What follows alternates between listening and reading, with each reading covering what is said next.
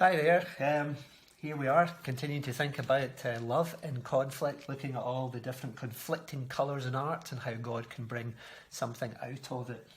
And also thinking about how when God takes these conflicts, he can produce new secondary colours. He can produce new qualities in our life that we might not otherwise have, like trust or bravery when we overcome fear. And that when we try and take conflicting ideas ourselves, like some of these opposite colours in the colour wheel, and we try and mix them together, then we end up with something that's just grey and muddied, and we don't have that wisdom. So we need God's wisdom. Now, here's something else which we can do with these lovely colours here.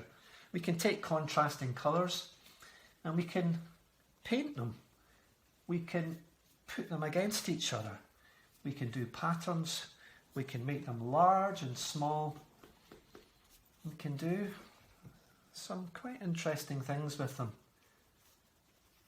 All these different experiences which we have in our lives, all the different conflicts which we go through in our life, quite often we want to just forget them very quickly, don't we? We want to forget what causes us pain, what causes us hurt, what causes us pressures in our life, and we want to kind of take them away from our lives.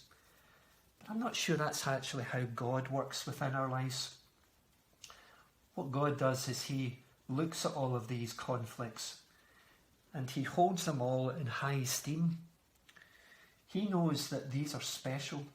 He knows that these have produced qualities in us: patience, long-suffering, perseverance, qualities which we might not otherwise have developed. And he doesn't see them as inhibitors to our life. He actually sees them as things which have increased our life, that have helped us to grow. Paul the Apostle, when he was thinking about his life and all that he went through, my goodness, did he not suffer in many different ways? He had all kinds of conflicts.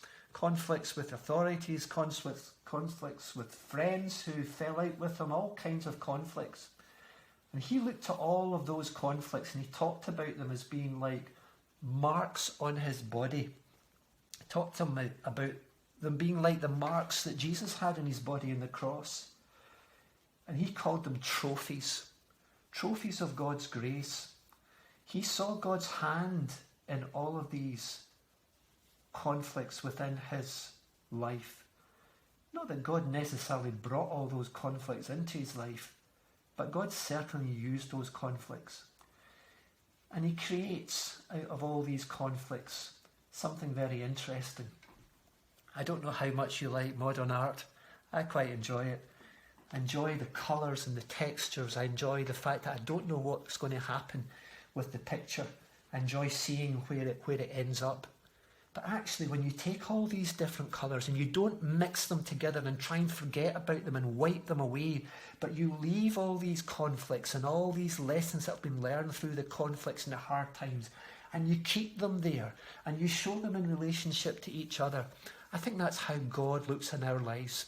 And actually, you end up at the end of your life with something very interesting.